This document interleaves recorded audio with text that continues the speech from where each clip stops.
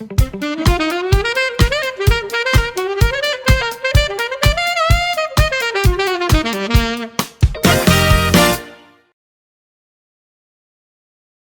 sejahtera. Alhamdulillah sekali lagi kita bertemu dalam ruang bicara podcast Base TV Jatuh Hukum episod ke-5. Bersama saya seperti biasa Azmi Edmund Jurus. Apa khabar saudara? Saya doakan agar saudara para penonton yang di luar senantiasa berada dalam rahmat Allah Subhanahu Wa Taala. Terima kasih kerana terus menyokong Base TV. Sungguhnya sokongan saudara dan saudari amat penting bagi kami di BIS TV untuk menghasilkan produk yang lebih baik dan cemerlang. Jangan lupa untuk subscribe bagi yang belum subscribe dan follow, like, share serta komen. Saudara, pada kali ini seperti biasa kita bawa tajuk-tajuk yang panas, yang hangat dan kita ketengahkan kali ini dengan tajuk menjelang PRU 16 Puteri sudah hilang taring. Panas ni. Ya? Sebelum saya memperkenalkan tetamu-tetamu kita yang dijemput khas, seperti biasa kita akan perkenalkan tetamu residen kita yang bahagia Dato' Asnah Rizwan American, Ketua UMNO bahagian Selayang yang juga pengamal undang-undang tersohor di Malaysia. Apa khabar, Tok? Baik, Alhamdulillah. Tok, macam mana undangan Hari Raya? Saya payah nak cakap ni. Hari Sabtu ni antara jam 8 malam sampai 12 malam saya ada 10 undangan. Oi. Saya pun tak tahu macam mana nak bagi 9, 10, 11, 12, 4 jam tu. 4 jam ada 10 undangan. Masya-Allah. Di dua don yang berbeza. Jadi kita cubalah tengok macam mana singgah sekejap. Saya difahamkan UMNO bahagian Selayang nak buat apa tu ya? Majlis Raya. Ada. Kita Tok, buat mungkin Majlis Kesyukuran Syawal pada 18 bulan tu. Petang pukul 3 sehingga 6.30 lah. Kita akan selesai sebelum maghrib. Jadi bermula pukul 3, saya jemputlah pada siapa yang berkelapangan untuk hadir di Puteri Central Park, Bandar Tasik Puteri untuk bersama-sama meraihkan penghujung Syawal. Betul-betul penghujung. Betul-betul penghujung. So insyaAllah ya, jadi kepada audien di luar sana, kita ramai-ramaikan, especially kawan-kawan kita di Bandar Tasik Puteri lah, boleh turun ramai-ramai untuk bersama Datuk dalam majlis jamuan Hari Raya, Majlis Kesyukuran Hari Raya UMNO bahagian Selayang. Dara tamu kita yang seterusnya, ya, dari Nur Alina Muhammad Razif, Esko Puteri UMNO Malaysia yang juga merupakan Ketua Puteri UMNO bahagian Damansara. Apa khabar Nur Alina? Khabar baik. Baik, selamat datang, selamat Hari Raya. Terima kasih kerana sudi datang ke Selayang. Terima kasihlah kerana sudi menjemput saya juga. Beliau juga seperti Datuk, pengamal undang-undang, ya. Saya difahamkan Alina anak buah kepada Chief Datuk Nazri, ya. Allah. Benar. Betul, ya. Ini salah seorang tokoh yang saya minat. Ya, sebab dia pun lantang kan? Ya, lantang. Dia sangat lantang, bagus je. Kita pernah jumpa dia tu, yang dulu tu. Kita Dia pernah panggil ada kita Biro Politik masa tu. close door session. Yeah. Dengan Chief Nazri. Chief Nazri. Dengan cerita ada kes di Perak, ya, Nina. Itulah tadi saya ada kes di Perak sekejap. Tu dipanggil datang, tapi Datuk Hasnah ni nakal juga, maksudnya dia tak maklumkan dekat saya tajuk podcast dia ni jatuh hukum. Jadi saya rasa macam kes saya tu belum lagi ada keputusan. Saya datang sini dah ada jatuh hukum pula. Macam saya rasa tak habis lagi saya. Tak selesai lagi hari ni. Malam ni terus jatuh hukum. Aduh.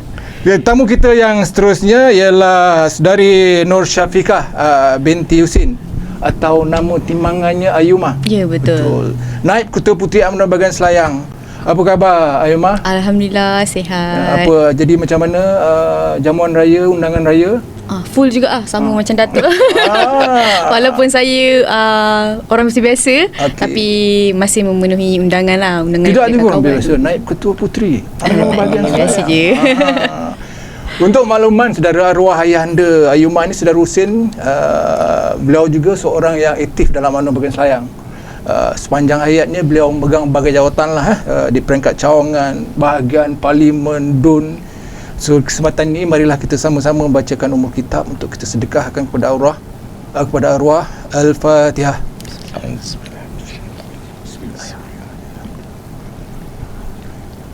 Iyyaka na'budu wa iyyaka nasta'in. Shiratal ladzina. Amin.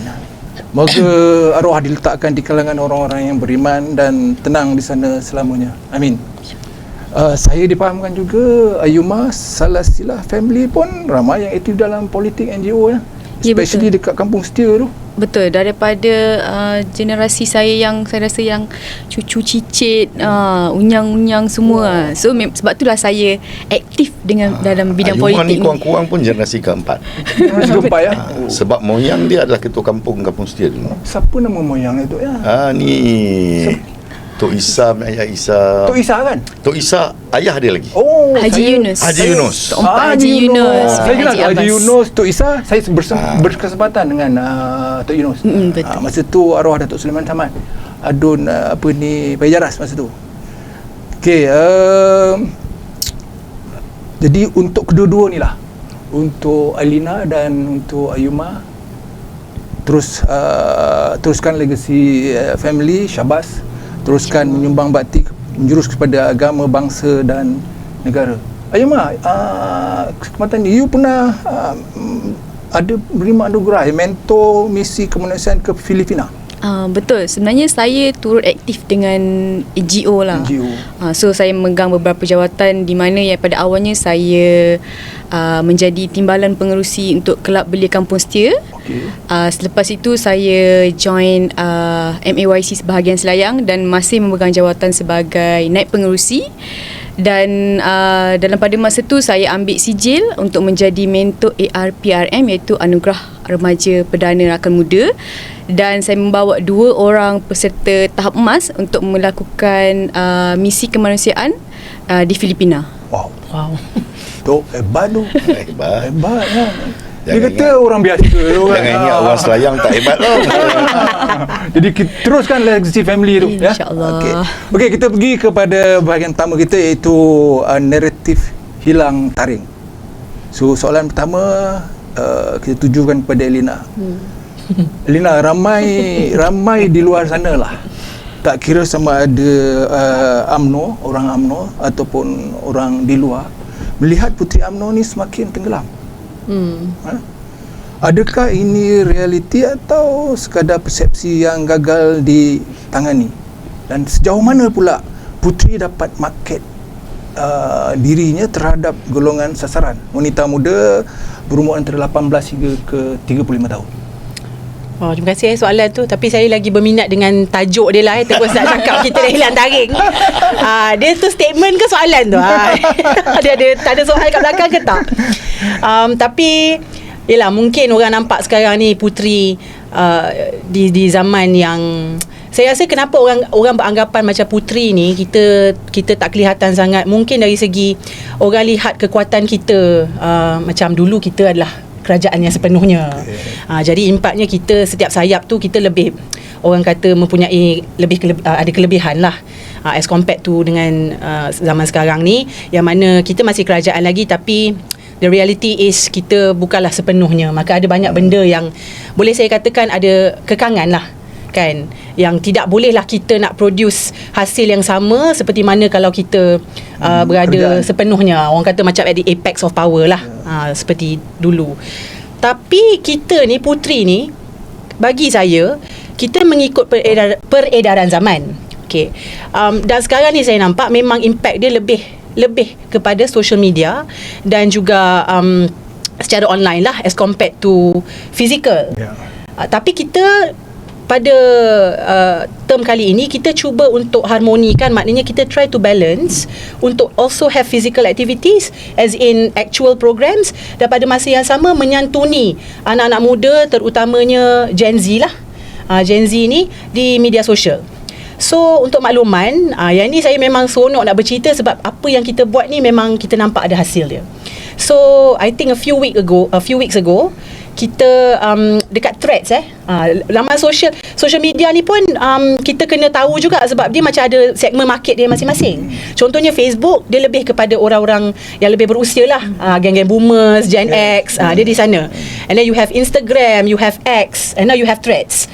Jadi Threads ni adalah satu platform yang baru, tapi dia platform yang memang ramai anak muda dekat dalam tu, terutamanya Gen Z.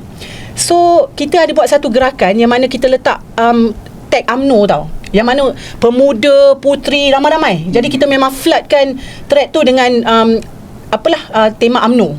Dan yang menariknya, dan saya sangat gembira lah, dia macam ada positif feedback, yang mana anak-anak muda ni jadi apa ni, minat nak ambil tahu.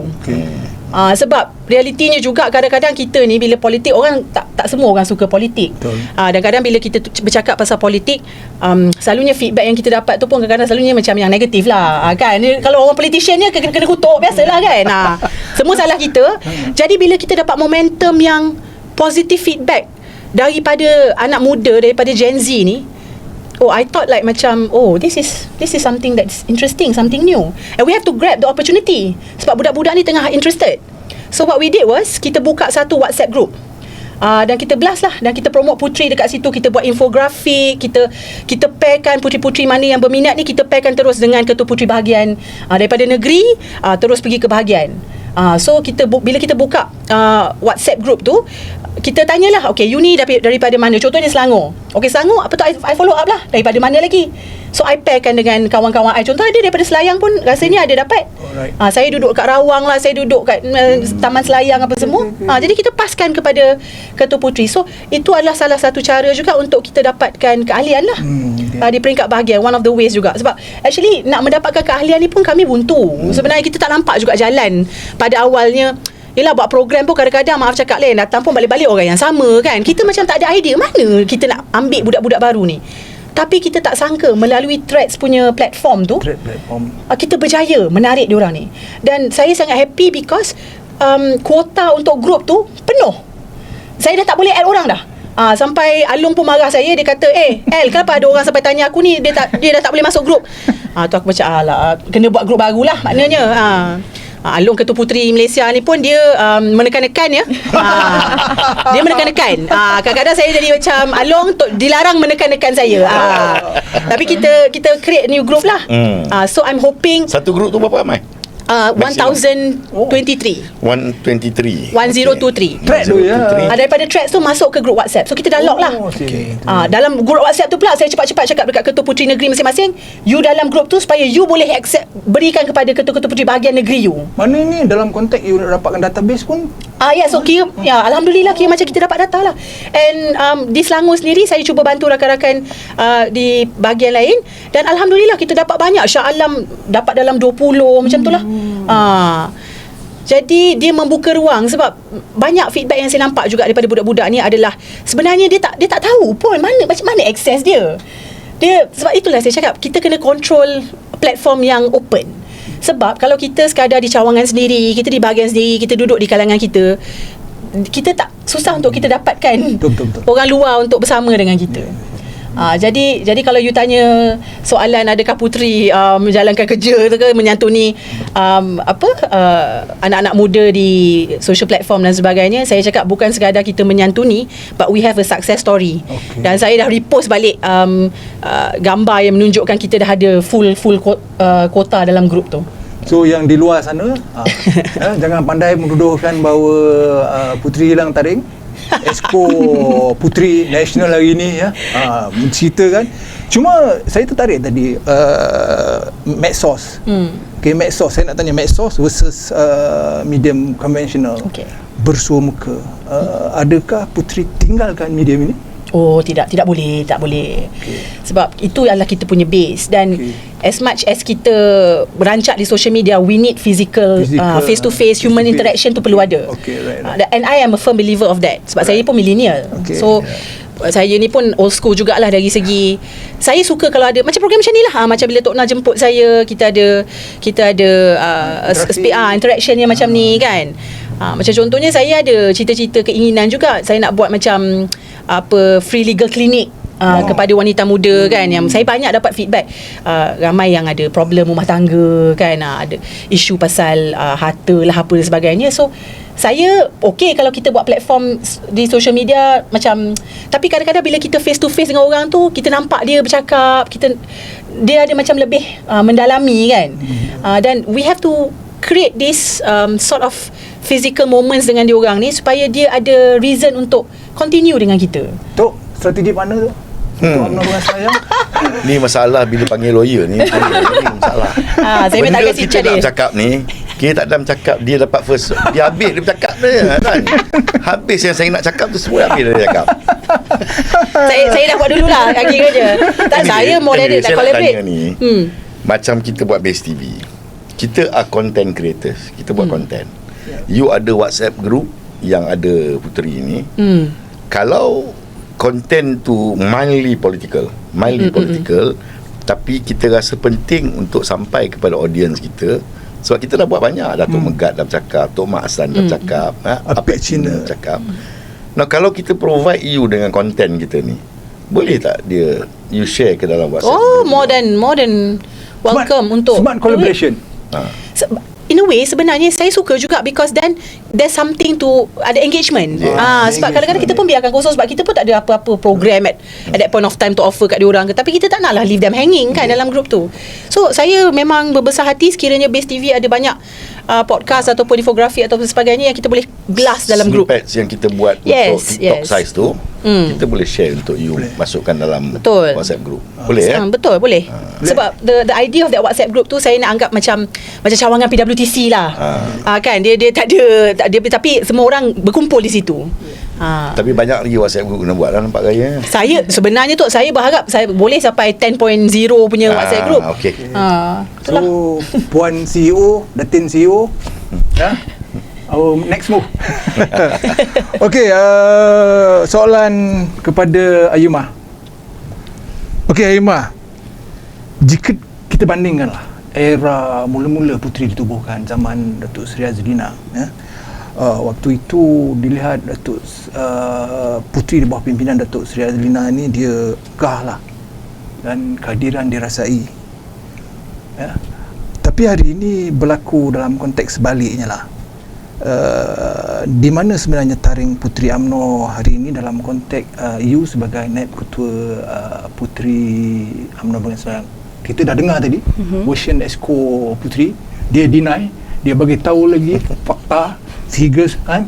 So dalam konteks Puteri Bahagian Selayang selaku Naib Ketua Puteri Bahagian Selayang, komen you. Okey, kadang kita nampak Puteri UMNO ni macam hilang taring. Tapi sebenarnya cara berfungsi tu macam El cakap tadi, kita ikut peredaran zaman. So kita tak adil lah kalau nak bandingkan zaman kami dengan zaman Datuk Seri Azlina, sebab dia punya konteks politik tu berbeza. Macam hari ini politik tu lebih kompleks, lepas tu dia punya sensitivity rakyat tu lagi tinggi, dan kadang-kadang kita post dekat media sosial pun macam-macam orang boleh spin. So pendekatan yang Puteri ambil ni mungkin kita lebih berhati-hati, mungkin kita lebih strategik, and then kurang bising, tapi kita masih bekerja lah. Bukan semua benda kita kena nampak garang, tapi untuk jadi lebih efektif lah. Macam tu. Tok. Ya. Puteri UMNO hanya hiasan organisasi, no more player sebenarnya lah. Adakah Puteri ni hanya pelengkap struktur parti, bukan lagi jenama utama, ataupun bukan lagi jentera utama? Itu soalan dia. Itu soalan dia. Kau tengok soalan dia bagi aku macam mana. Kita pula rasa macam nak menjawab ya. Tak apa, you boleh. Okey. Mula sekali saya nak ucap tahniah, sebab ni first time saya dengar Ayumah bercakap.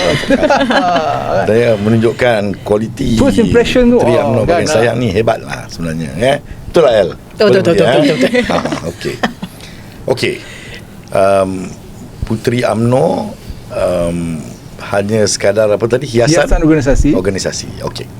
Saya rasa saya start atas premis yang basic dulu, supaya kita faham you all boleh faham apa premis basic yang I nak cakap. Sudah lepas ni benda ni akan berkembang sendiri dalam diskusi kita. Okay. Now soalannya, puteri ini adalah pencari atau penakung? Soalan ini I bagi paling basicnya istilah lah. I tak nak bagi istilah yang dia pencari atau penakung. Kalau dia punya fungsi adalah dia mencari sokongan untuk dibawa ke UMNO, kan, itu fungsi dia mencari. Atau UMNO mendapat sokongan, puteri menakung mana yang merupakan wanita muda dan pengundi kali pertama. That's the benda tu kita kena differentiate dulu. Sebab benda tu dia ada correlation dengan prestasi parti. Kalau prestasi parti di peringkat kemuncak hebat, sebenarnya wanita muda pun menyokong parti kalau dia kuat. Masa itu puteri UMNO menjadi penakung. Dia mengambil mana bahagian sokongan itu yang terdiri daripada sokongan wanita muda, dia manage. Ini apa yang Datuk Azalina buat masa zaman Datuk Azalina dulu. Di mana zaman Datuk Azalina ada pun satu lagi faktor tu, mana kita dominan, kita kerajaan. Yes, sebab tu saya kata dia ada correlation dengan kekuatan parti. Bila kekuatan parti menyusut, kan, maka naturally takungan itu menjadi kecil. Nah, orang melihat, kan, orang kata puteri UMNO tak berfungsi. Betul tak? Tak berfungsi dah. Tak macam dulu wanita muda tak tertarik untuk datang. Wanita muda tertarik untuk datang dulu ni adalah kerana kekuatan parti atau kerana kekuatan puteri. Nah, so sebab tu bagi saya dia selalu unfair bila kita buat criticism, kita buat kritikan, kita kata KJ ni pemimpin UMNO paling teruk sekali masa dia ketua pemuda. Sebab apa? Sebab dia gagal menarik sokongan muda kepada parti. Sebab masa tu parti was declining. Sokongan kepada parti seluruhnya sedang menurun. Kalau KJ boleh buat magic, boleh tarik pemuda masa tu, saya anggap dia boleh buat magic. Betul tak? Saya anggap dia boleh buat magic kalau masa itu dia boleh menarik sokongan muda. Begitu juga dengan puteri. So benda ini, saya melihat puteri ini bukan berfungsi sebagai penarik. Utamanya bukan penarik. Utamanya ialah sebagai takungan. Sebab kalau parti punya perjalanan tidak cantik, sokongan kepada parti tidak kuat, ya, masa itu puteri pun akan menghadapi masalah untuk keluar dan mencari sokongan itu. Ada. Kita tak nafikan macam L kata ini hari, kan. Dia start small, dapat 1,000 lebih sana, cari 1,000 lebih sini, buat engagement dengan puteri, you akan dapat sokongan. Tapi itu dalam fungsi you sebagai penarik. Tetapi dalam fungsi takungan, kan, sebabkan jumlah yang tertarik kepada parti itu tidak optimum, maka takungan yang ada untuk puteri gunakan pun tak optimum. Saya kata begini, sebab kalau kita tengok pilihan raya yang kita menang, yang kita kuasai naratif dia, banyak pilihan raya kecil yang kita menang, banyak pilihan raya negeri yang kita menang. Waktu kita menguasai naratif pilihan raya itu dan kita menang, you tengok saluran anak muda pun kita menang. Bermudanya saluran menang, puterinya saluran menang. Betul tak? Betul. Tapi dalam pilihan raya yang kita cukup-cukup makan atau kalah, memang saluran anak muda itu tak menyokong kita. So sebenarnya undi orang muda ni ikut apa? Dia ikut kepada parti. Kalau parti bawa naratif yang betul, betul. Kalau parti punya kepimpinan cantik, terarah, orang suka, ke depan. So all this kerja ni you tak boleh kata puteri saja, hiasan organisasi ke apa. Dia gerak sebagai satu organisasi sebenarnya, dan bermula daripada kepala. Cantik perjalanan dia masa UMNO punya kita sekarang ni kita mengharapkan berlaku perubahan nasib kepada UMNO. Sekarang kita mengharap, sebab kita tengok nampak macam sokongan orang Melayu ada sikit meningkat. Dan benda ini naturally akan juga dinikmati oleh puteri. Dan puteri pun akan lebih mudah menyantuni wanita-wanita muda untuk dibawa untuk membawa mereka menyokong UMNO. So saya rasa soalan sama ada ialah hiasan organisasi, saya tidak bersetuju. Dan saya kata bahawa dia adalah sebahagian daripada sayap parti, dia adalah sebahagian daripada kerangka organisasi. Dia kerangka. Dia macam parti ni, dia punya jantung dan kepala dia adalah organisasi utama. Jantung dan otak dia. Selebih itu adalah limbs, dia punya organ-organ dan juga bahagian-bahagian tubuh.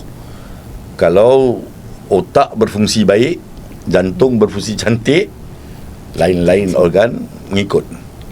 Okay, so to answer your question, saya tidak setuju bahawa ia adalah hiasan organisasi. Dia adalah sebahagian daripada kerangka organisasi.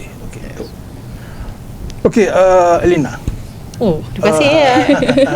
Macam puisi, beautifully. Beautifully said. Puteri sebagai training ground untuk melahirkan pemimpin muda, pemimpin pelapis yang berpengaruh. So sejauh mana selaku Exco Pergerakan Puteri Nasional, Puteri telah berperanan sebagai training ground dalam konteks menyediakan orang muda untuk masa depan? Sebenarnya secara kita open je lah kan, secara jujurnya adalah kalau kita diberikan lebih peluang dan ruang di dalam parti, itu akan lebih memotivasikan kita untuk push lah talent-talent yang kita nampak berkebolehan. Yalah, dalam parti politik, of course the end goal adalah untuk kita juga nak menjadi calon, sebagai contoh kan. Jadi skill-skill yang ada ni, kita nampak potensi dekat ramai orang. Sebenarnya puteri sekarang ramai yang boleh bercakap, yang berilmu, dan honestly at the very least puteri-puteri sekarang pun paling-paling ada diploma. Okay. Dan degree tu jangan cakap lah, memang is like macam the standard. Even PhD tu tak ada sangat, tapi macam masters pun is not, bukanlah sikit, dia ramai. Jadi dari segi pendidikan, so kita pun bila kita nak membawa somebody untuk kita groom, of course kita pun tengok daripada setiap sudut. Maknanya background dia, education background dia, adakah dia seorang profesional, adakah kita boleh adakah dia adalah seorang calon yang kita boleh sell kan, adakah dia ada kontroversi, ada dan sebagainya. Dan pada masa yang sama kita tengok apa talent dia boleh bercakap, dia boleh dia mempunyai personality yang menarik, dan dia mempunyai aura yang boleh menarik anak muda kan. Jadi dia akan menjadi satu aset kepada parti. So bagi saya, maknanya kalau kita nak groom someone ni di peringkat parti ni untuk jadikan calon lah, sebagai the end goal is to become a calon, of course kita nak kena portray orang-orang yang berkebolehan dan menarik. Dan apa yang Puteri buat adalah kita banyak aktiviti yang kita buat, kita groom daripada sekolah politik, contohnya budak-budak daripada lepasan SPM ke ataupun universiti yang berminat dengan politik, dan mereka pun nak mencari platform dan nak diberikan orang kata kefahaman tentang ialah apa itu UMNO dan sebagainya. Kita dah sediakan sekolah politik, dan kemudiannya kita banyak menyantuni wanita-wanita muda dari segi program. Contohnya Puteri di bawah Biro Ekonomi Yana Najib lah, dia ada buat 2 kali program entrepreneurs, dan juga program yang saya rasa memang successful lah, kita buat yang muslimah. Yang muslimah, yang mana kita panggil ustaz, influencer sebagainya. Kita panggil Heliza lah, cerita pasal sumut dan sebagainya, dan kita mendapat feedback yang sangat baik. Jadi kita punya program tu, Puteri punya program pun, number one, kita pun tak nak shot sendiri, kita nak engagement. Maknanya it's a two-way communication. Dia pun suka dengan program kita, dan paling penting pun bagi kami adalah untuk menarik jugalah orang-orang luar, supaya kita diversify. Sebab macam calon tu, dia bukan sekadar Puteri ni, dia tak boleh satu generik yang sama. Dia sepesen macam tu. Saya nampak di bawah Along. Itulah Along ni, kalau saya tak dapat anugerah perkhidmatan cemerlang, saya tahu banyak saya bodek ni malam ni. Tapi yang penting jangan menekan-nekan. Jangan menekan saya. Tapi saya boleh. Hari ni saya kena bodek bos. Saya nampak Along lebih inklusif dari segi, maknanya dia menyantuni dan dia mempersilakan sesiapa. Sebab yalah, kita datang daripada pelbagai image kan. Kadang-kadang ada rockers kan, ada yang datang macam hip hop ke apa ke. Dan mungkin bagi kita macam boleh ke budak ni, tapi kita kena beri peluang. Yes. Kalau kita sendiri dah, orang kata ada perception, dan kita sendiri macam tak membuka ruang, Lepas tu kita expect macam sebenarnya at the end of the day jangan shock sendiri. Dalam parti jangan kita beranggapan orang-orang kita ni dengan adanya orang kita ni kita boleh menang. Betul. Orang kita itulah sekadar kalau dia mengundi pun dia satu undi je, bukan seorang boleh dapat 10 undi.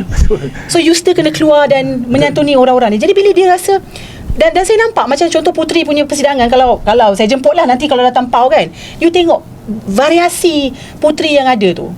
Dan dari situ kita tap, kita tengok budak ni berminat. Paling penting you give opportunity, you kena buka ruang kepada wanita-wanita ni lah. Okey, kita sudah tamat di segmen pertama. Kita berehat sebentar bagi tetamu-tamu kita bernafas sikit ya. Saya kira lepas ni lagi panas. Jadi kepada saudara audiens di luar sana, followers Base TV, jangan ke mana, kita jumpa sebentar lagi.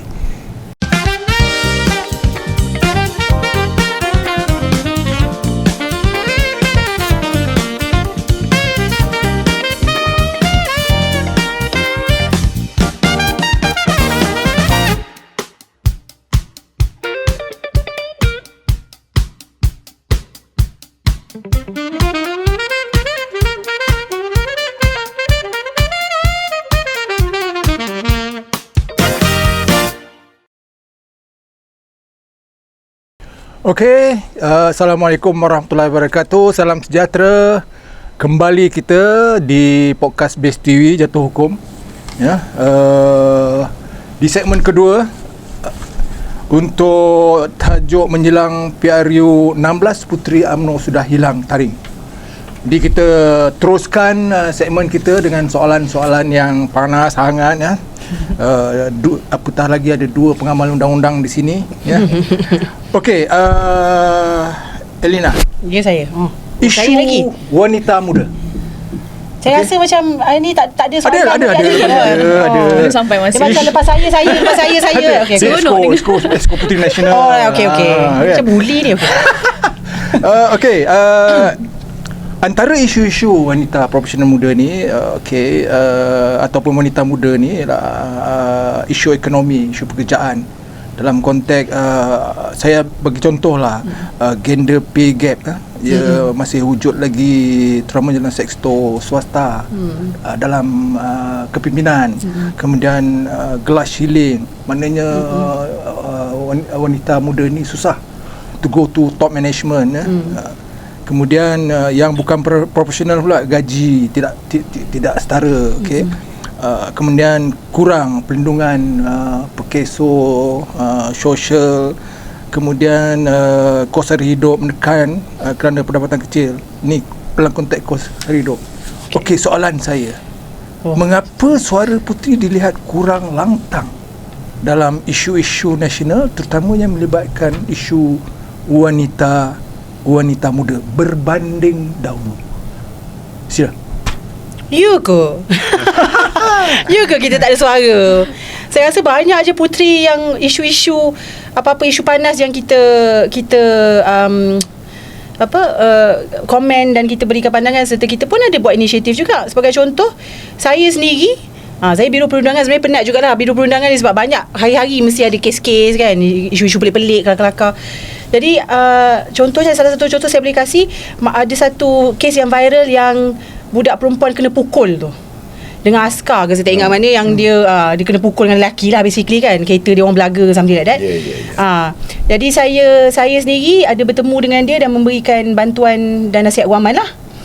Selain daripada itu, kita adalah topik-topik yang sensasi, apa-apa yang berkaitan dengan isu, even in fact pasal harga minyak dan sebagainya pun Puteri ada dari pihak Ketua Puteri sendiri di platform social media Puteri pun kita membuat poster dan sebagainya untuk dan kita punya selain daripada poster, kita ada juga buat statements daripada Esko dan ahli-ahli Puteri untuk memberikan feedback lah terhadap isu-isu yang menekan ni.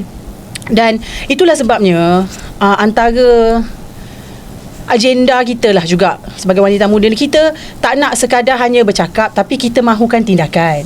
That is why Puteri pun kita juga push untuk promote lebih ramai calon wanita, sebab isu-isu yang abang cakap ni tadi, dia melibatkan ialah hal-hal wanita yang mana kalau kita dapat letakkan calon wanita, maka calon itu yang akan represent wanita-wanita ni di peringkat DUN ataupun di peringkat parlimen, dan dia boleh merangkakanlah polisi-polisi yang boleh membantu macam gender gap pay dan sebagainya ni.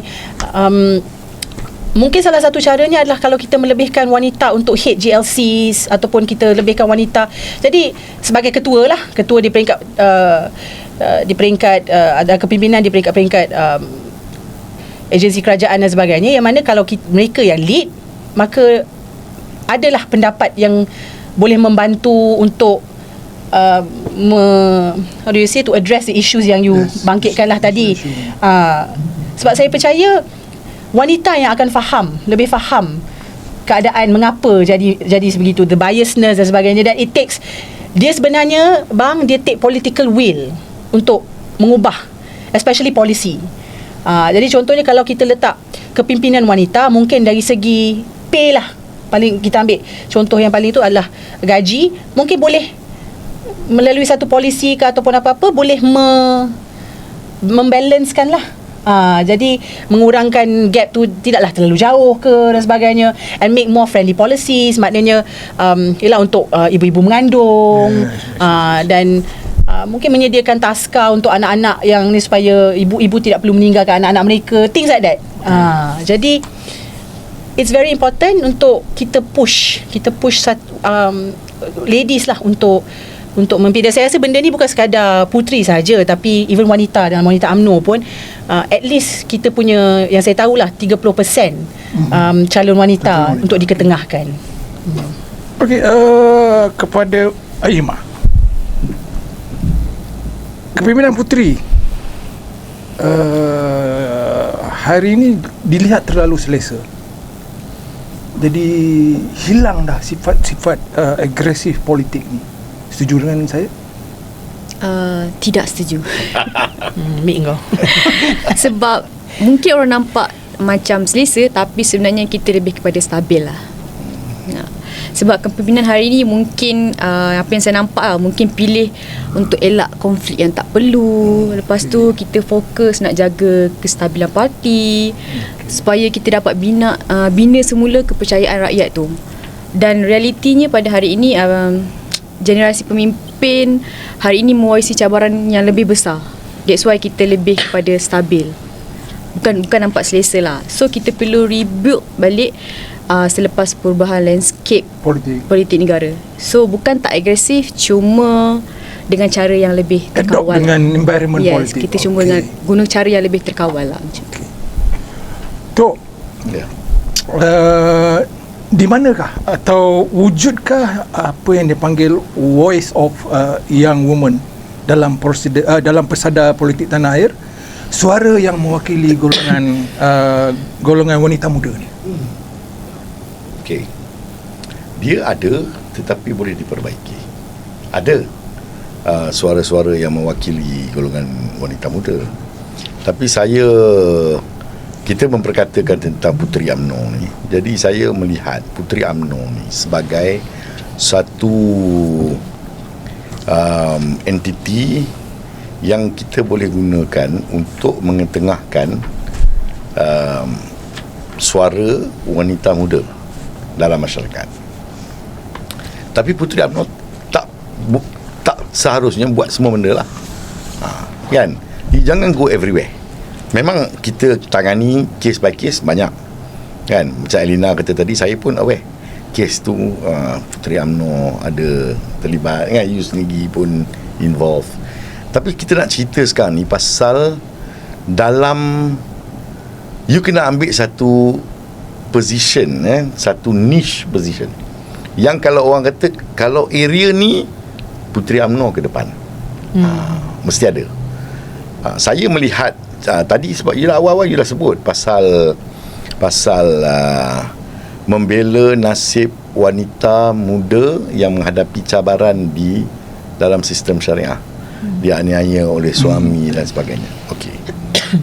Niche market yang ada sekarang is SIS. You suka atau tak suka apa yang dulu yang dikenali sebagai Sisters in Islam, sekarang dia pakai nama SIS. They are still the nama yang paling dikenali in that niche area. Orang kalau ada apa-apa masalah mencari pembelaan, pergi cari SIS. Okey. Puteri mesti mengambil tempat dia dalam satu niche area seperti itu. Bezanya, kita jangan terlajak macam sis ni, kadang-kadang dilihat dia mencabar sistem itu sendiri.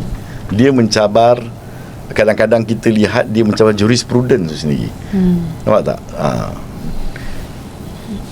Puteri UMNO Selangor tak perlu. You cuma membela wanita-wanita muda yang menghadapi cabaran dalam mendapatkan keadilan di mahkamah syariah kerana manipulasi yang dibuat oleh suami ke, manipulasi yang dibuat oleh peguam suami ke, kan?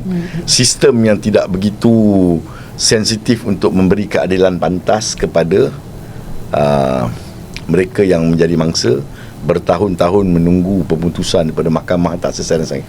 Ini satu area, niche area yang Puteri boleh kata, okey, kita buatkan tim, kita mencari kelompok yang memerlukan pembelaan. Kalau you all perlukan pembelaan di syariah, kita kan, bukan saja perwakilan di mahkamah, tetapi sistem sokongan yang dia perlu.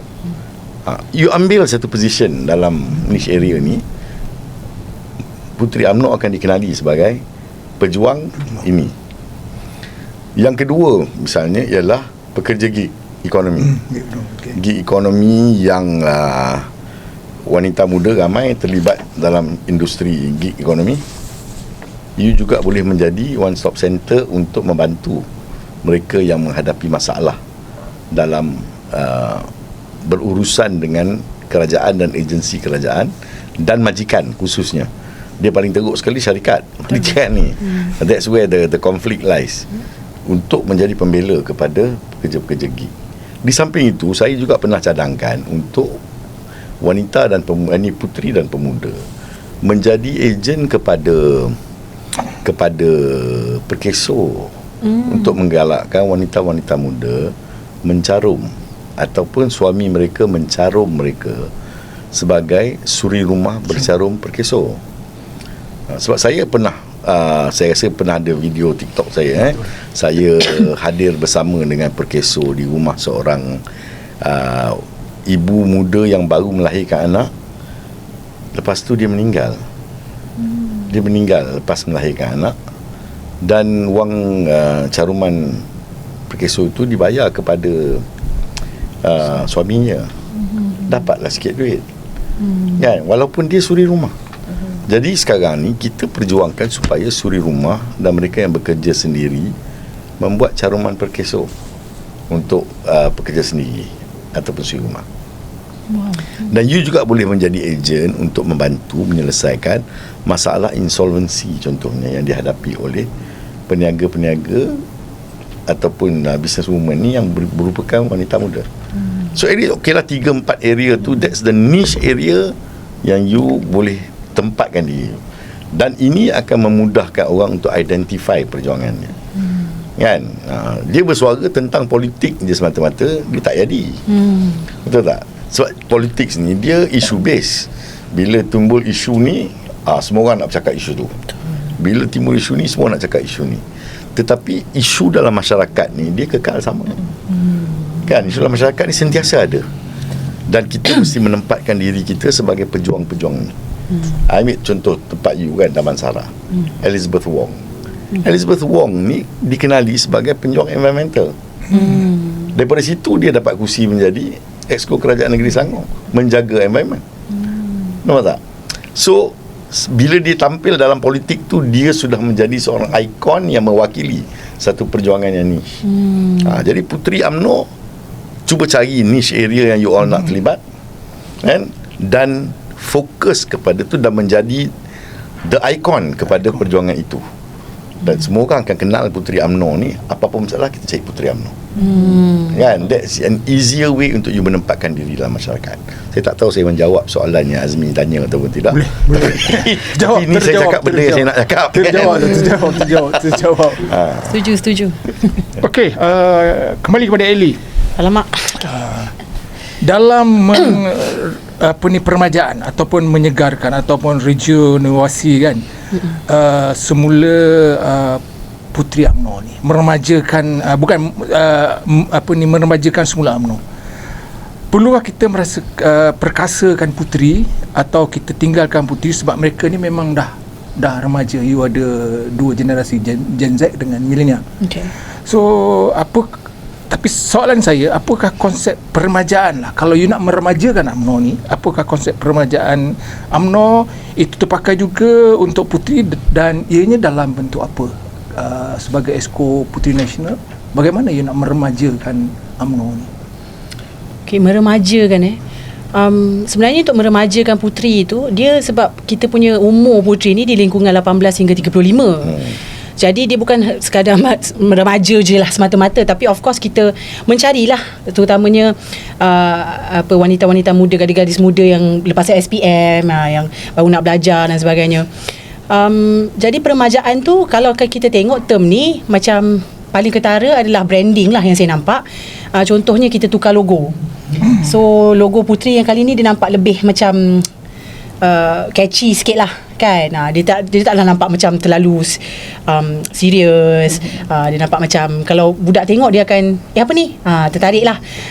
Pada masa yang sama kita pun keluarkan banyak merchandise, yang mana saya terkejut sebab puteri-puteri ni kaya-kaya sebenarnya, sebab merchandise tu mesti sold out. Dan merchandise kita tu, apa yang kita produce tu pun sendiri menunjukkan kita menyantuni semua umur dalam puteri daripada 18 hingga ke 35. Contohnya kenapa saya cakap macam tu, bukan sekadar kita sediakan you name it lah, windbreaker lah, cap lah, benda-benda yang catchy anak muda nak pakai. Kita juga jual baju untuk toddlers, sebab kita tahu dalam puteri pun ada banyak young mothers kan. Anak saya pun pakai. Alhamdulillah, ada support. Dan itu yang paling soal paling cepat, sebab dia bukan sekadar puteri je yang membeli untuk anak-anak dia, wanita beli untuk cucu. Ni Tok Na pun beli untuk anak dia. Dan very catchy lah, saya anak Puteri UMNO dan sebagainya kan. Jadi branding yang fizikal yang kita nampak adalah itulah, untuk at least ada something untuk kita give. Puteri ni apakah, so kita ada something, merchandise yang kita boleh kasih kat dia. Dan branding peremajaan tu adalah cara kita approach mereka dan menyantuni all this group umur ni lah. Kalau Gen Z-nya, macam saya cakap tadi, di social media kan, traction kat situ. Slowly kita panggil diorang untuk datang pula ke kita punya event-event fizikal. Sebagai contoh lah, macam grup yang saya cakap tadi tu kan, so kita dah lock diorang ni. So saya pun suka, saya saja tanya, saya suka buat poll dalam grup tu saja, sebab tak boring kan. Jadi saya akan tanya soalan-soalan yang macam, kalau Puteri buat macam meet and greet yang santai-santai, you all nak datang tak? Kita bawa terus pergi ke WTC kan, bawa terus pergi auditorium UMNO. Surprisingly feedback dia sangat bagus. Wow, yeah. Ramai yang berminat. Let's say lah, kita dalam grup tu ada 1,000 orang, dalam tempoh sejam lah saya tanya poll tu, ada 100 orang yang cakap saya nak pergi.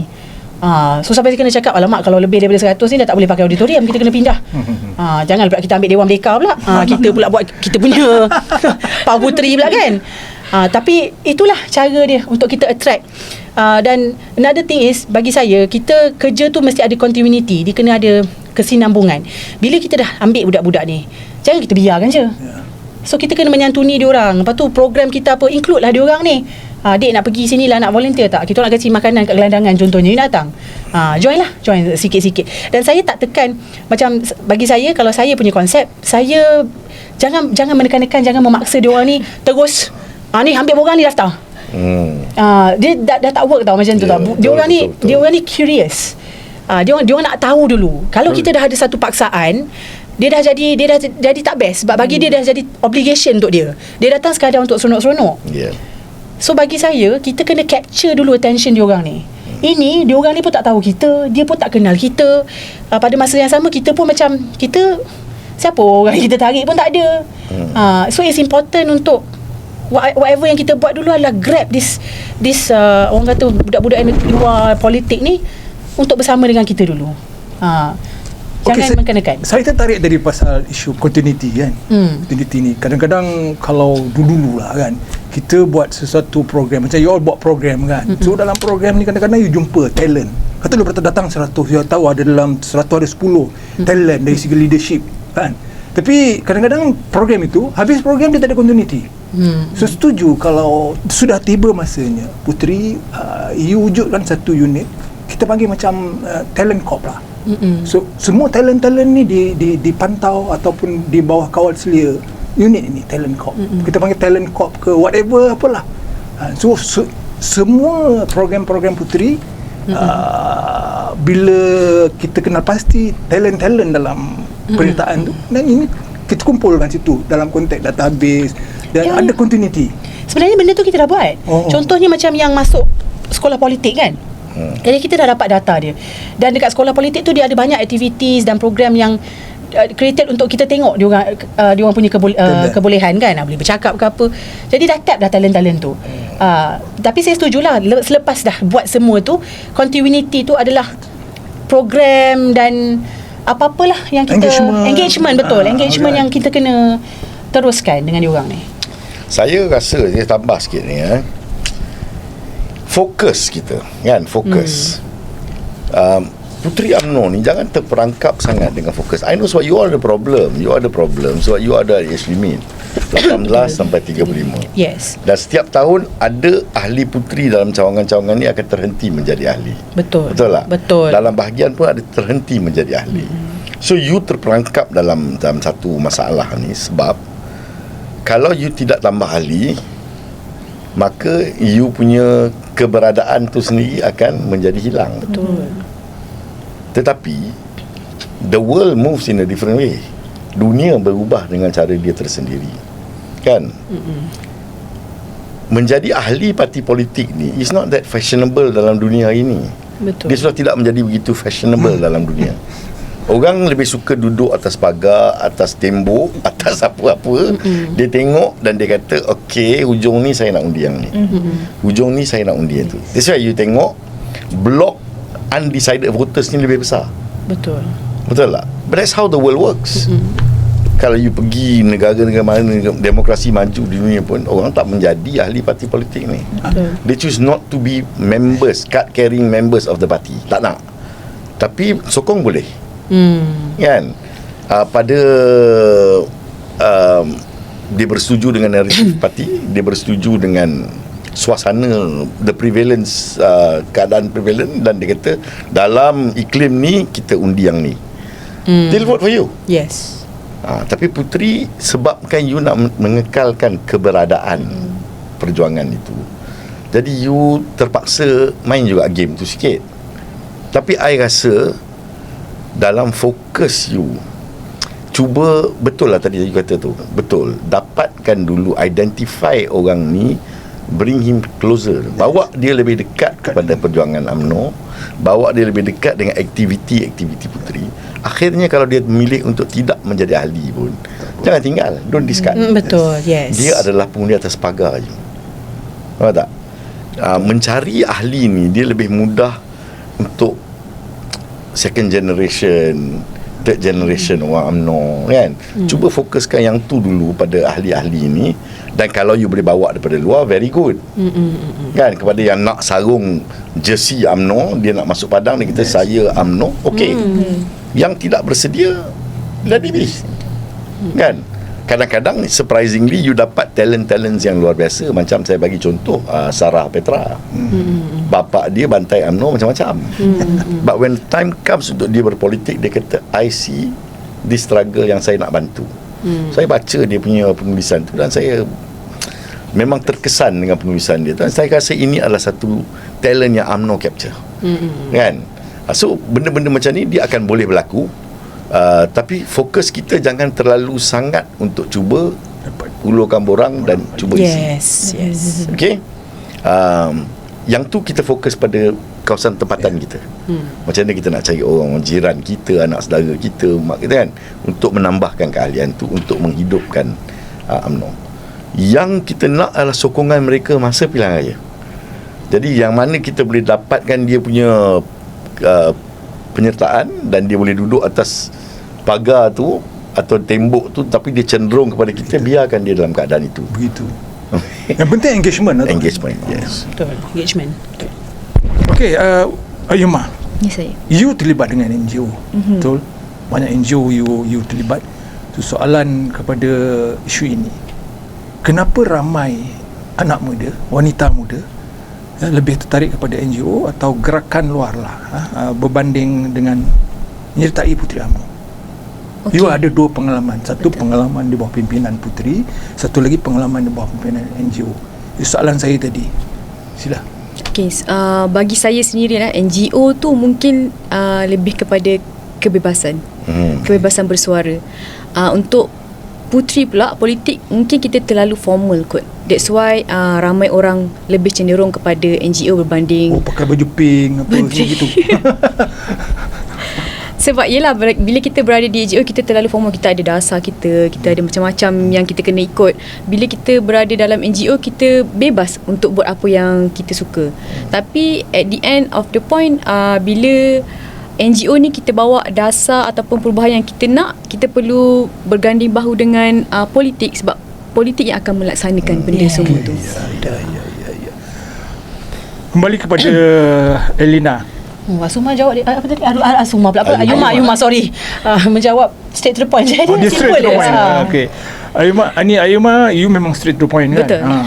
Sebab kita dah ada dua orang yang pengalaman undang-undang. balance. Okey. Elina, kalau you diberi kuasa lah, apakah satu perubahan radikal untuk Puteri yang you akan lakukan? Puteri jadi PM. Why not? Why You not? you ada kuasa lah. Maybe you satu hari nanti, satu ketika nanti you ganti Along Ketua Puteri. Dan dalam ni saya nak relatekan Puteri ni, salah satu perubahan radikal yang you all nak buat apabila umur Puteri tu dilanjutkan kepada umur 40 instead of 35 kan? So tamanya apa status cadangan ini, dan you pula dalam konteks perubahan radikal, kalau you diberi kuasa, apa yang nak buat perubahan radikal ni? Perubahan radikal pertama adalah memang saya akan memastikan 30% kuota wanita untuk menjadi calon tu dilaksanakan. Steady ni. Confirm.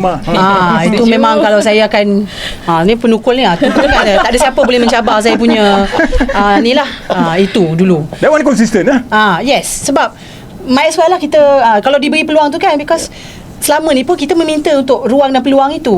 Dan kita mengharapkan supaya there is serious consideration lah kepada apa yang kita Kadang-kadang orang harapkan. fobia dengan lady boss ni. Alah, tak ada lah. Tak ada lah, okey je. Kita ada ministers kita yang wanita yang doing well kan. Kita ada Datuk Nuraini, kita ada Datuk Azalina kan, yang head yang ministries, and bagus lah kan. Orang kan selalu puji Menteri-Menteri UMNO, dan memang sebab ada orang kata proven results kan. Yes. Tapi kembali pula kepada soalan radikal 40 tu, sebenarnya kalau kita lihat dengan keadaan semasa, the status quo sekarang, dia tak adalah radikal sangat. Sebab di peringkat pusat, Ketua Puteri UMNO Malaysia yang bertanding boleh sehingga ke umur 40. Apa yang radikal sangat yang sekarang ni? Apa yang kita minta adalah turunkan benda tu ke peringkat bahagian.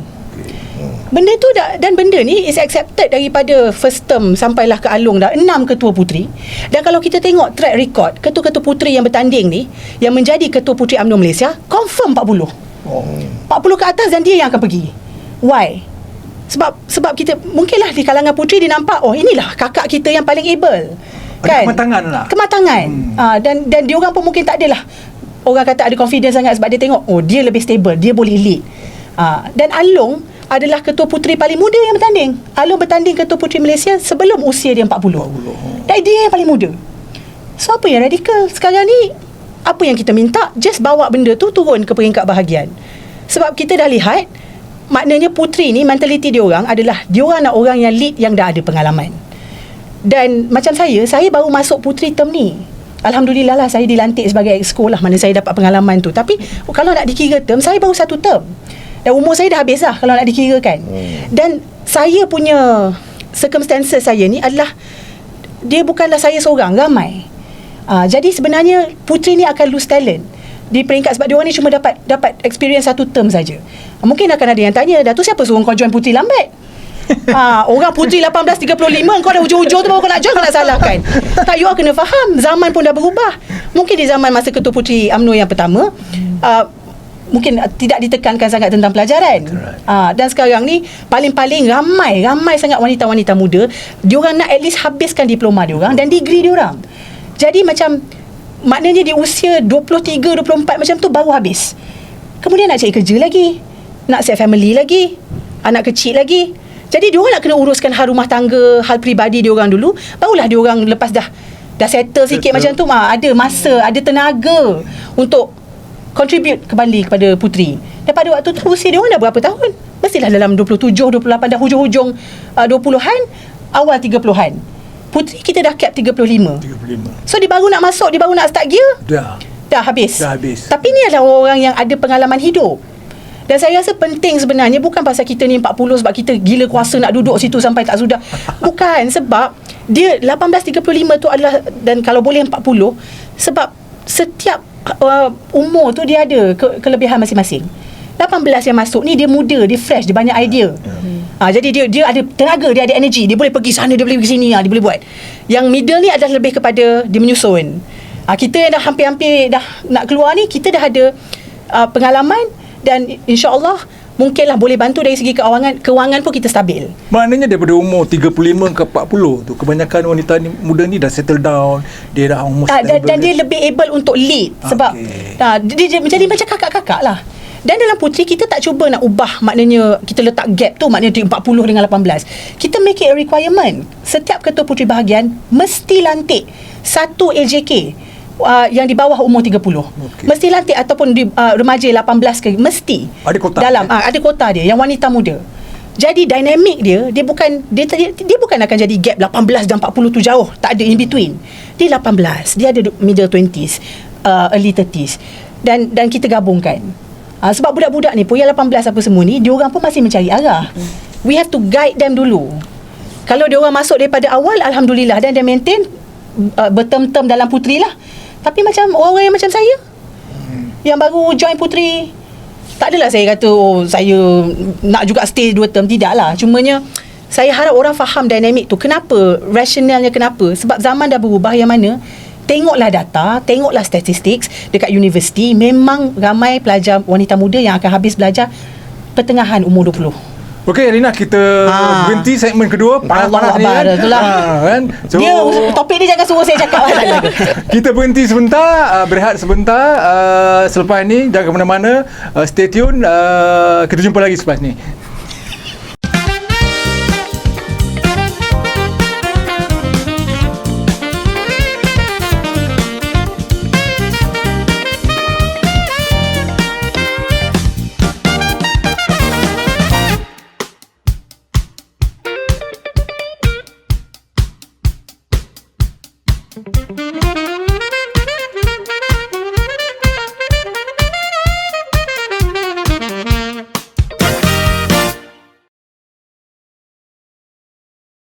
Selamat bersua kembali dalam podcast Base TV Jatuh Hukum.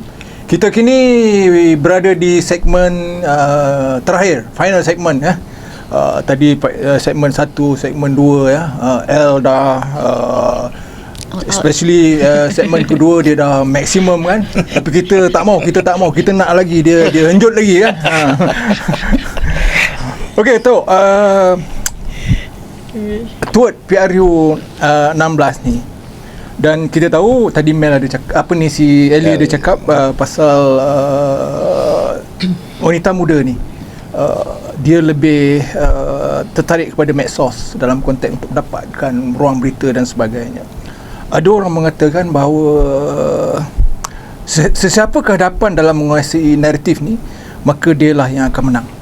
Dan satu lagi, siapa yang kuasai media, dia akan kuasai dunia, maknanya dia menang. Jadi Tok, komen Datuk dalam konteks dua falsafah ni. Okey. Saya berpegang teguhlah dengan pendapat tu, bahawa pilihan raya ni seolah-olah naratif. You ketengahkan naratif palsu pun, kalau naratif you menguasai, dia jadi headline kepada pilihan raya tu, dia menjadi kepala tajuk pilihan raya tu, naratif palsu tu pun boleh membawa kemenangan kepada dia.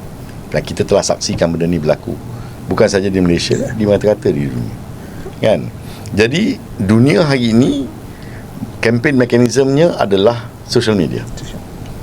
Sebab dunia, kita semua telah bergerak kepada mengundi di bawah umur 18 tahun ke atas.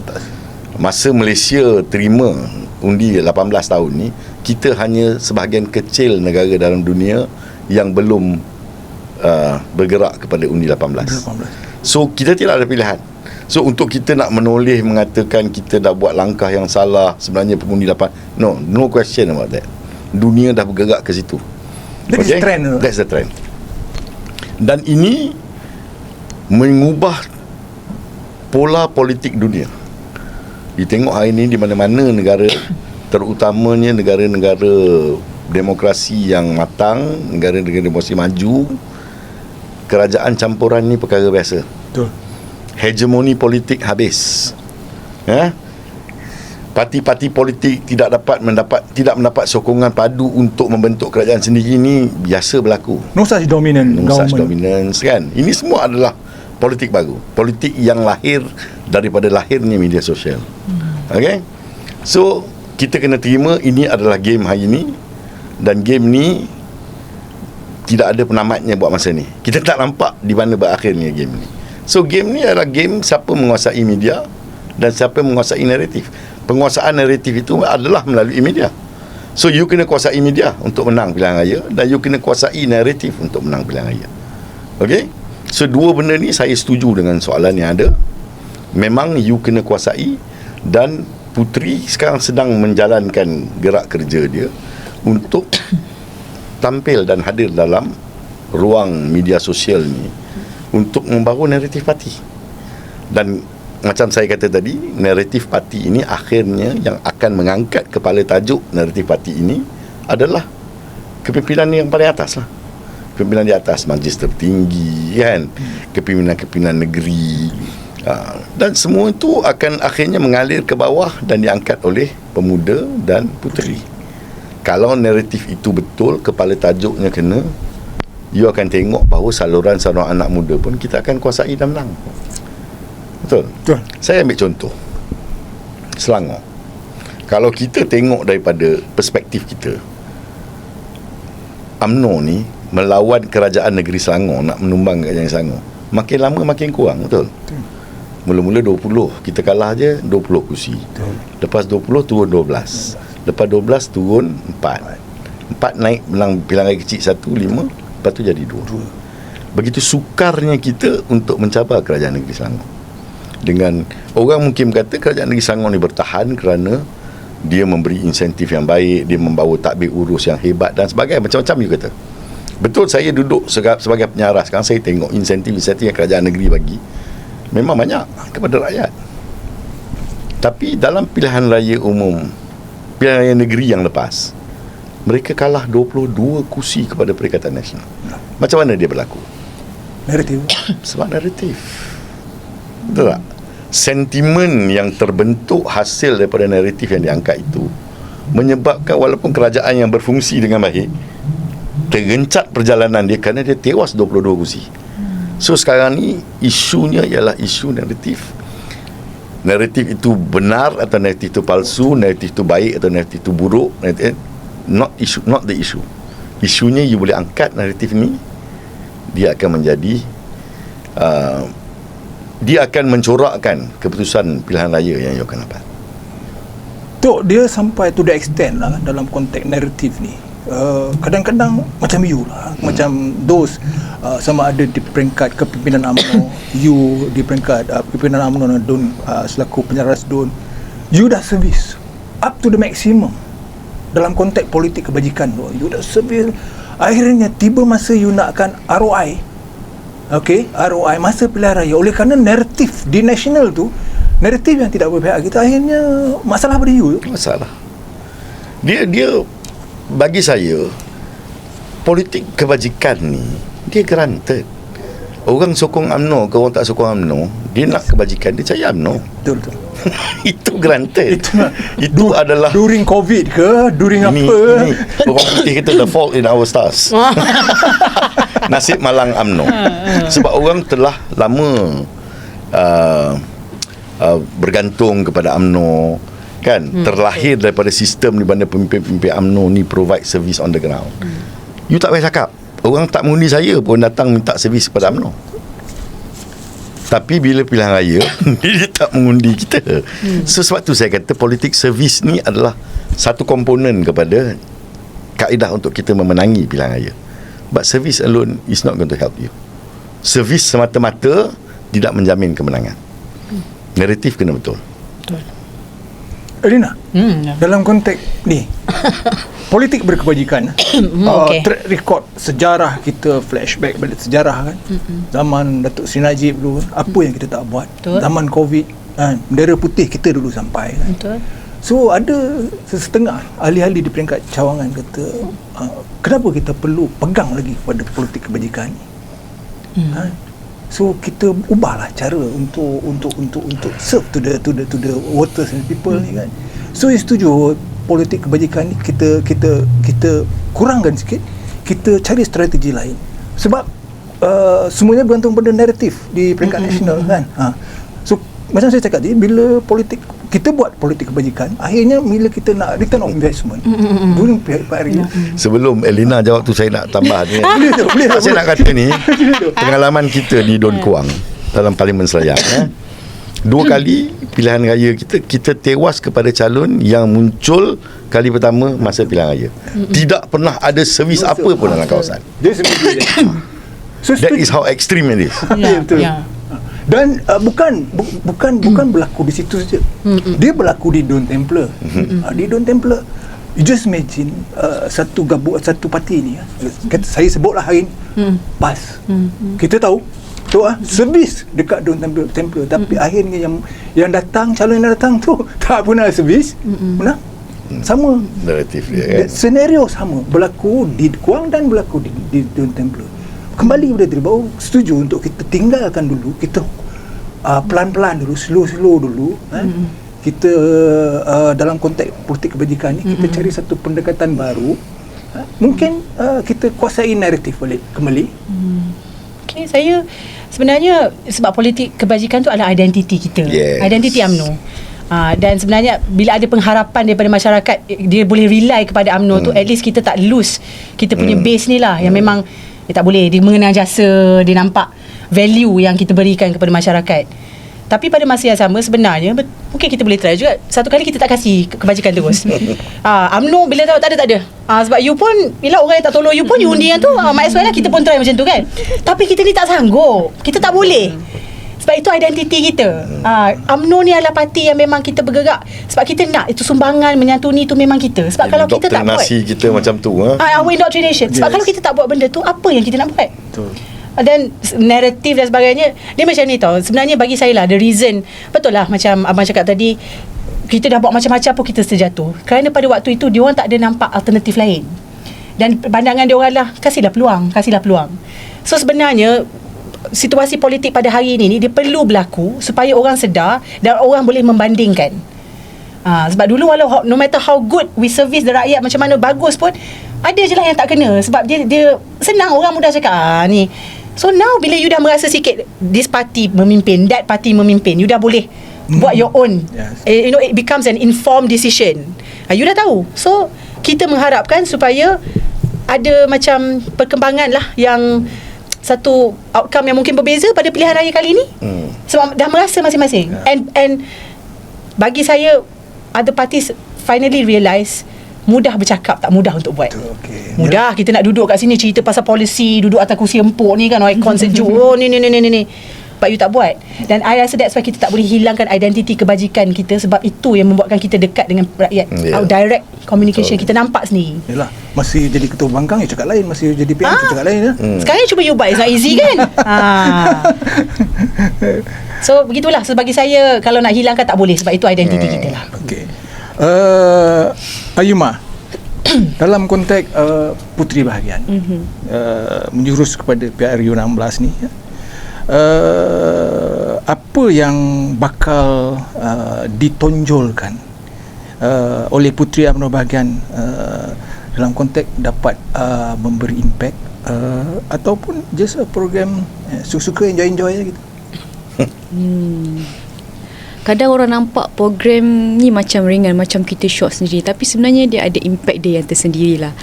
Di mana macam walaupun program tu nampak kecil, macam piknik ke, kita pergi main bowling, kita pergi back to school, tapi itu adalah connection kita. Kita jumpa pelbagai masyarakat, kita dapat berkenal dengan mereka, dan dari situ kita dapat bina kepercayaan dengan mereka. So daripada situ juga kita dapat tarik minat mereka untuk join kita. Mungkin kita boleh membantu dari, macam El cakap tadi, dengan Datuk cakap, kita punya orang kata, muka kita ni pun memang sangat membantu orang kan.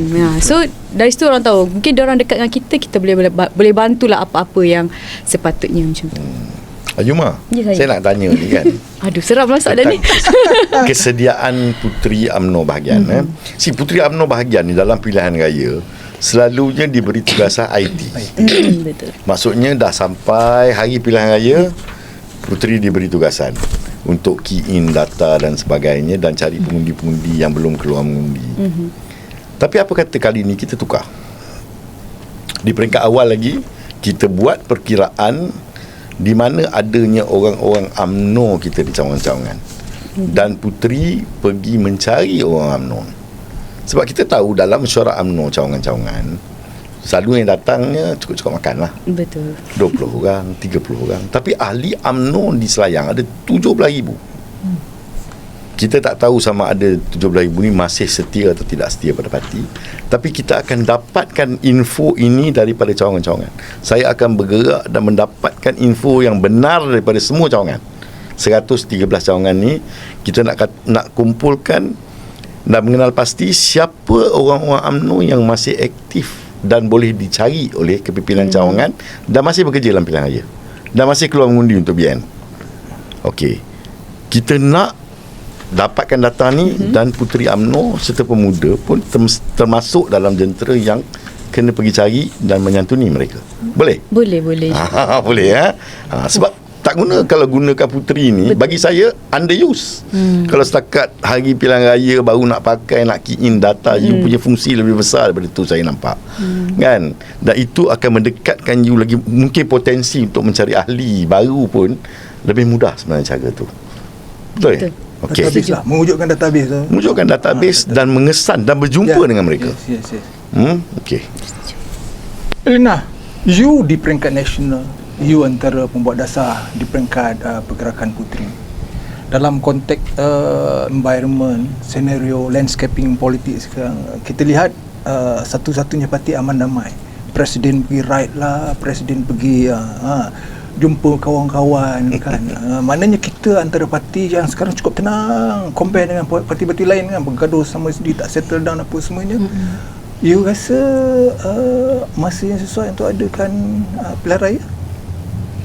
Sama di peringkat dua negeri ataupun di peringkat nasional?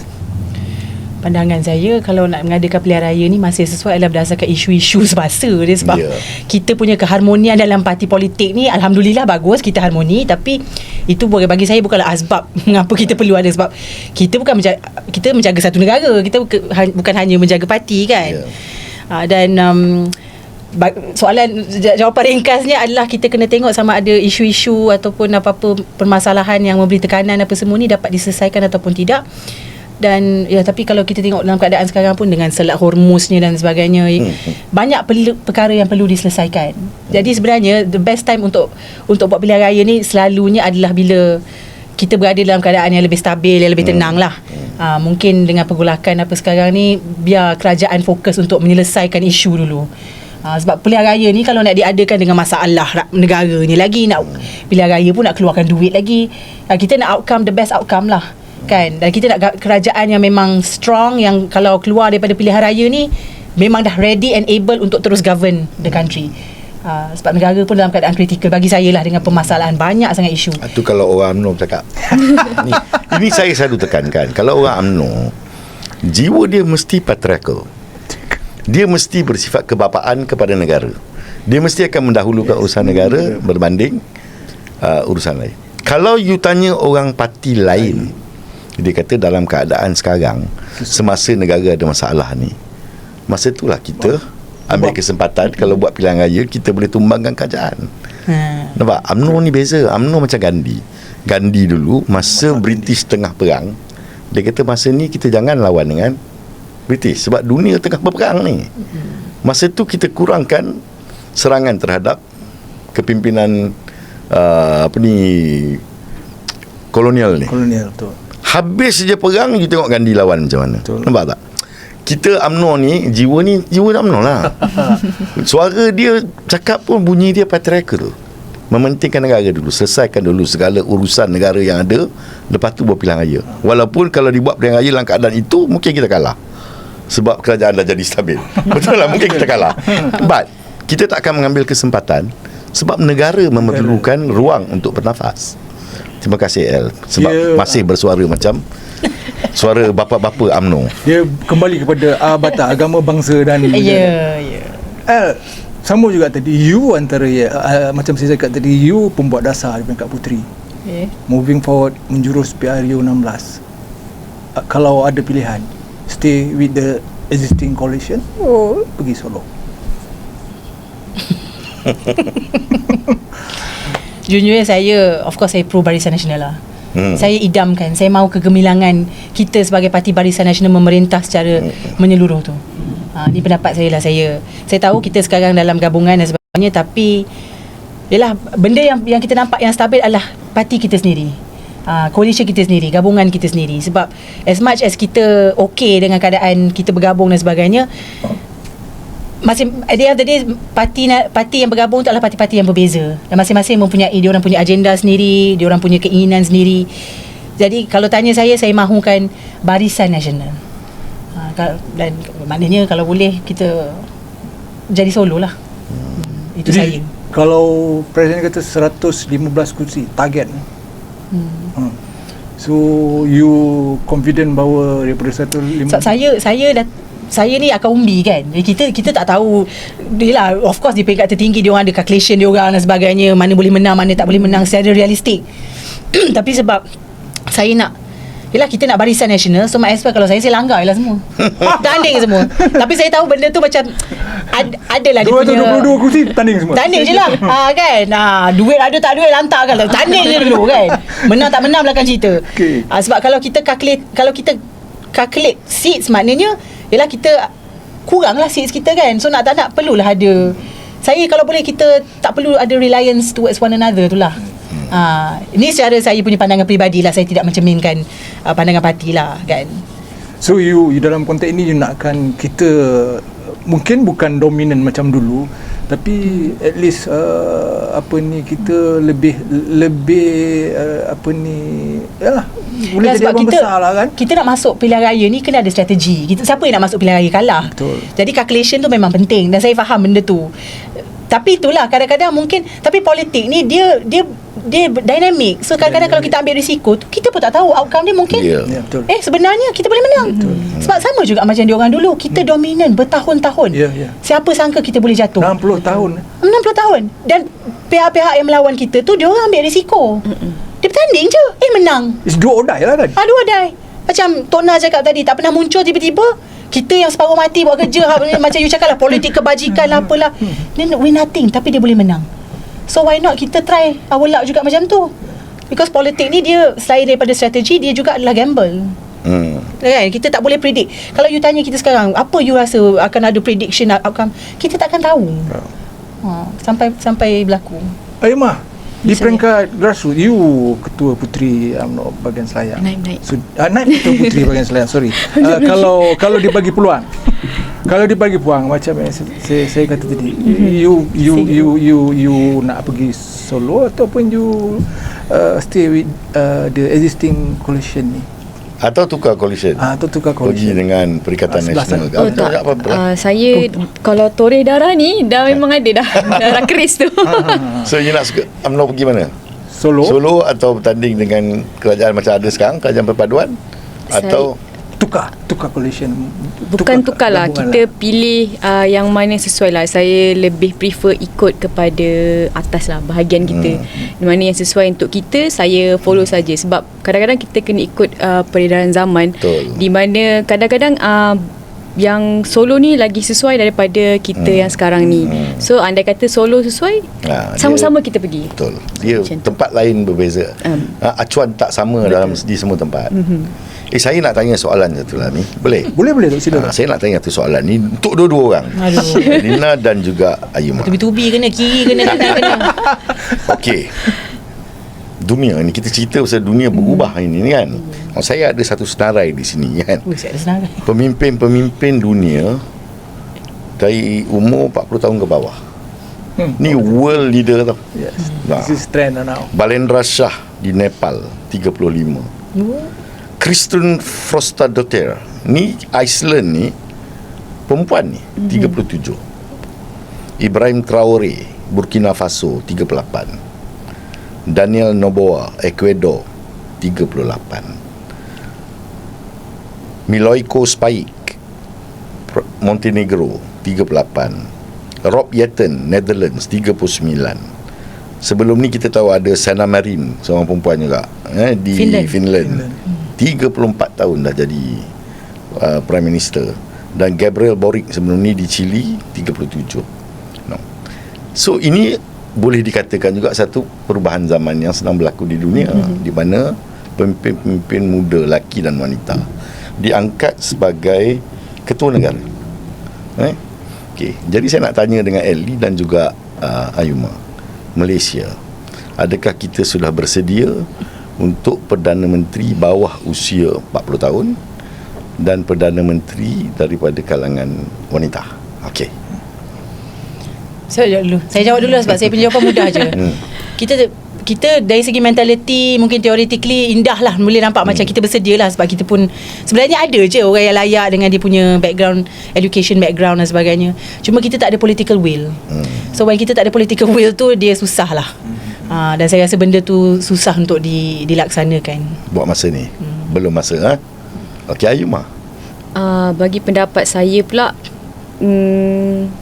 kalau kita tak cuba, kita tak tahu. Macam tu, berbeza sikit lah. Kalau kita tak cuba, kita tak tahu. Mungkin boleh bagi peluang. Kita tengok macam mana dia punya leadership dia. Dan mungkin lebih baik ataupun salah aturan ke. Tapi kalau kita bagi peluang, insyaAllah mungkin kita ada salah seorang figura wanita yang boleh menonjol ke depan, boleh menjadi lagi baik lah. Okay. Soalan untuk wanita UMNO ni, Puteri UMNO ni, kalau kita nampak kita boleh cuba, kalau kita tak cuba mana kita tahu. Betul. Boleh atau tidak Puteri UMNO Malaysia melahirkan seorang pemimpin, tapi dia mesti ada usia lah. That means dia sekarang ni mungkin usia dia 30.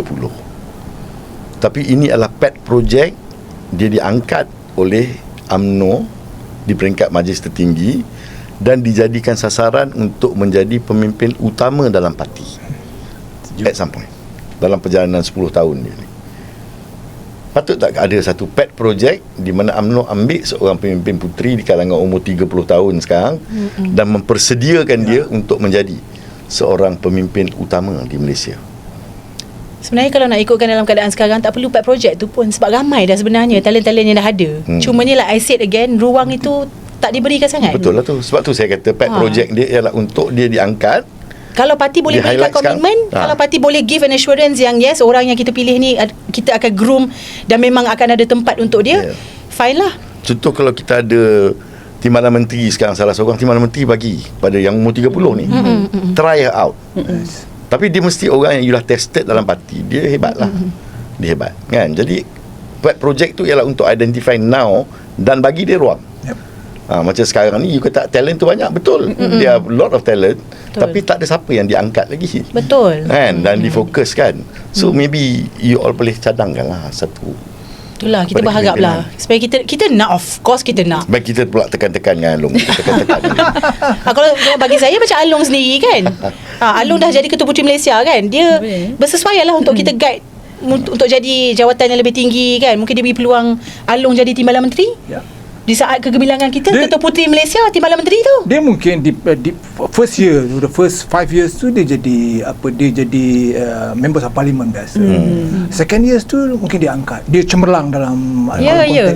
Kemudian second term tu kita angkat dia sebagai timbalan menteri ataupun menteri kan. So at least dia ada 5 tahun. Kemudian mungkin bila dia dah sampai daripada 30 tahun, another 15 years kan, dia dah berumur 45 tahun, akhirnya dia bersedia untuk jadi pemimpin sebab kita dah expose dia. Saya sangat dengan terbuka hati, terbuka tangan semualah. Saya memang menerima dengan hati yang terbuka betul cadangan Tok Nal ni. Kalau benda ni dilaksanakan, boleh dilakukan, kita semua dalam puteri, wanita-wanita dalam parti ni sangat-sangat berbesar hati. Actually dari segi resources memang dah ramai ni. Kita ada talent wanita dalam parti tak pernah. Bagi saya sentiasa akan ada lah, dari satu generasi ke generasi akan ada. Cuma like I said, berikanlah ruang untuk dia berkembang. So you setuju kalau yang ini minta pemimpin parti, ayahanda presiden untuk recess time to the extreme kan, 70% muka baru, 30% muka lama. Saya setuju dengan apa yang Aiman cakap tadi adalah, kalau kita tak cuba, kita tak tahu kan. Dan dalam keadaan dinamik politik sekarang, itulah saya cakap, just try, just open. Kita tak boleh terlalu rigid. Masalah parti kita, ini saya, boleh ke kita open lah kan? Alang-alang kita pula tak boleh. Kita kena bergerak ikut zaman lah. Zaman sekarang informasi lebih mudah untuk diperoleh. Budak-budak ni banyak bahan bacaan, dia dah boleh compare.